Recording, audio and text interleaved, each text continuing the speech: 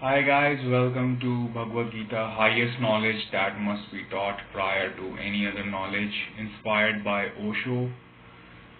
So just gonna give you a glimpse, although I already started Bhagavad Gita before and it has the introduction and all the videos necessary connecting to this, but still I will give a little bit of introduction.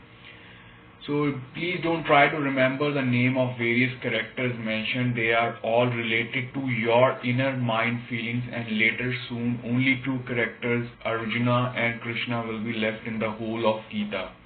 Many sources, included Adi Shankaracharya, who is considered the most authentic first source of Bhagavad Gita, have even skipped the first two chapters and have not commented on them and started with Krishna's dialogue.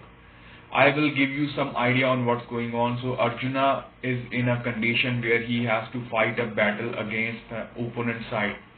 So Arjuna side is basically represented as the good side. Although Arjuna has some flaws inside of him, but he has more positive character and has a tendency to become fully positive. So that's why Krishna is on his side as his charioteer, to give him full Bhagavad Gita knowledge, so that all his doubts are clear and he can fight the opposite side, which are basically our inner negative thoughts. Also, the opposite opponent side is the evil side, and Arjuna itself represents all humankind's mind. Like all means like Hindu, Muslim, Sikh, any religion or even anti-religion. Arjuna is more of a positive nature but still has some negativity which can be removed, and Krishna knows about it, who represents pure consciousness or soul or last level, where everyone has to reach eventually, choosing a positive or a negative path. Everyone goes inside that. So that's the last level. Dhritarashtra is the father of opponent's team leader Duryodhana, who is the main character fighting against Arjuna. But Duryodhana is the cousin of Arjuna. Arjuna's father Pandu and Dhritarashtra are real brothers. Arjuna's team is referred to as Pandava army and the opponent as Kaurava or Kuru army, who were 100 brothers in counting. And Arjuna is considered as the best among all the fighters. So let's start with Osho inspired Bhagavad Gita. Dhritarashtra said, O Sanjaya, what did my sons Duryodhana and Yudhishthira, the sons of Pandu, who had gathered together in that Kurukshetra of righteousness with the desire to fight? So Dhritarashtra, the blind king, asked Sanjay, who serves as eye of Dhritarashtra. So he gives him everything what's happening inside the battlefield. So he has a vision so that he can look even 1,000 miles apart, even if he was not present at the war.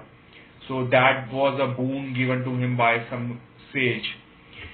So Dhritarashtra is blind in his eyes, but the absence of an eye does not dispel lust. Desire does not disappear because of the absence of the eyes. Surdas had gouged out his eyes. It's an example. Because there will be no eyes, nor will there be desire in the mind. Lust will not arise. So that's how he thought. But desire does not arise from the eyes. Desire arises from the mind. Even if the eyes are spilt and broken, there is no end to lust. If only had Surdas known about Dhritarashtra, there would have been no need to tear out his eyes. This amazing story of Gita begins with the curiosity of a blind man. In fact, all the stories in this world would cease if there were no blind man. All the stories of this life begin with the blind man's curiosity. Even a blind man wants to see what he cannot see. The deaf also wants to hear what he can't hear. Even if all the senses are lost, there is no destruction of the instincts hidden within the mind. So the first thing I would like to tell you is that remember, Dhritarashtra is blind. But what is happening on the battlefield? His mind sitting miles away is eager for him. Suffering to know, eager to know. Secondly, remember that the blind Dhritarashtra has 100 sons. but the offspring of a blind personality cannot be eyed. Even if the eyes are visible from above, one who is born of a blind person, and perhaps people are born of blind people, it is difficult to have an inner eye even if people are born with eyes. Inner eye means like, you don't have to have eyes to see the world if you have like mind to connect to them. Second thing is also important to understand, the 100 sons born of Dhritarashtra behaved blindly in every way. He had eyes but no inner eye. Blindness can only arise from blind. Yet this father is curious to know what happened. The third thing is also important to keep in mind. Dhritarashtra says, gathered for war in that Kurukshetra of Dharma. Dharma means like religion, where there are some rules. On the day when one has to gather for war in this field of religion, there is no Dharmashetra, like there is no religion left. And the day one has to fight in the field of religion, that day the possibility of survival of religion also ends. But someone is always born to stop it. In this case, Krishna, whose definition is Bhagavad Gita, that is the person. It must have been a religious field, but it wasn't in a sense that Krishna had to restore the religion. That means the ultimate truth. But later you will realize that it was just a mere play for him. But Bhagavad Gita was must. So his life was just a play. There must have been a time when the war of Mahabharata took place. But today all the people had gathered there eagerly to cut each other. The beginning is also amazing. It is also amazing because it is difficult to calculate what happens in a Dharamkshetra, means anti-religion, where people don't follow those rules. But according to me, Bhagavad Gita is meant for even anti-religion. It's for all mankind. Then what is supposed to happen in the Dharamkshetra religion? Dhritarashtra asked Sanjay that what my sons and his opponents eager for war have done there. What are they doing? I want to know. The field of religion may not have been created on earth so far, because if the religion is built, then the possibility of war should end. But there is a time in between when there is full religion, but it doesn't last forever. So it keeps on switching. There is always a possibility of war, and if the field of religion also becomes war insurgency, so what can we blame for unrighteousness? What can we condemn? According to me, that region was called the field of religion because on one side there were all positive trait people. They had more positive character than negative, because fully positive is possible only after Bhagavad Gita. And the positive side had better chances for improvement, and on the opposite side there were all negative trait people. Also, it is believed that all the gods were with the positive side of the war and the demons on the opposite side. So it's an assumption that all the gods had, given their faith to the positive side, and all the demons on the negative side. The truth is that there have probably been fewer wars in the field of lawlessness. Like when there is lawlessness, there are fewer wars. More wars in the field of religion. Yes, because according to me, there is a time when there is more lawlessness, but nothing stays forever. And vice versa also happens. And if we go to think in terms of war and bloodshed, then the field of religion will appear to be more unrighteous than of real unrighteous. I would say that you need to understand Bhagavad Gita in depth to understand this concept. As for us, it only symbolizes the war of our inner positive and negative traits.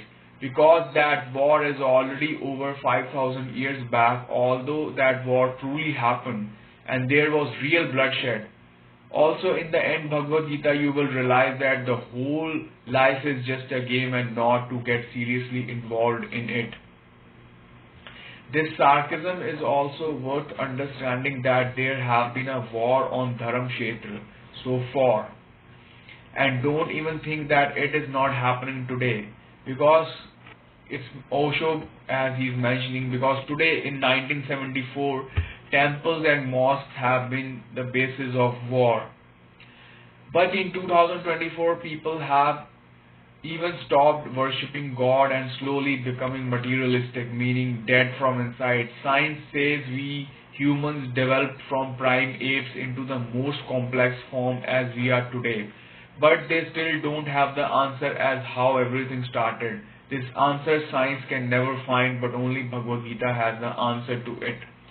Thousands of years ago, when we say there were very few good people on earth and a wonderful man like Krishna existed, people still gathered to fight on Dharam Kshetra, like the religion of Kurukshetra. According to me, Krishna is the last level where everyone reaches in the end. So consider him as 100% pure consciousness, prime soul, or Bhagavad Gita, which is his definition, who takes the form of a human and participates in a play called Mahabharata and explains about the ultimate truth, which is Bhagavad Gita, which is the definition of himself. Only he knows it's a play, or who have that deep understanding.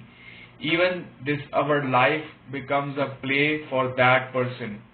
The thirst for war deep in a man, this longing for destruction deep in a man, this animal hidden deep in a man is not left even in the realm of righteousness. It also makes preparations for war there. So according to me, when there is no means left, war is the only solution. It is useful to remember this, and also when the cover of religion is found to fight, then fighting becomes even more dangerous, because it also seems justified in that case. This scripture begins with the inquiries made by this blind king Dhritarashtra. All the scriptures begin with the blind man's curiosity. I'm not talking about physical eyes. On the day when there are no blind men in the world, then there is no need for scripture. He is the blind who is always curious, and the blindness is always according to his own shortcomings. The day he has full knowledge, the same day he declares, "It was I who was not looking properly at that time." So there is a question that was asked, what is the role of Sanjaya in the Gita, who narrates war to that blind King Dhritarashtra? Did Sanjay have the power of clear-sightedness, far-sightedness, or clear hearing? What is the source of Sanjay's mind power? Can he also be self-proclaimed?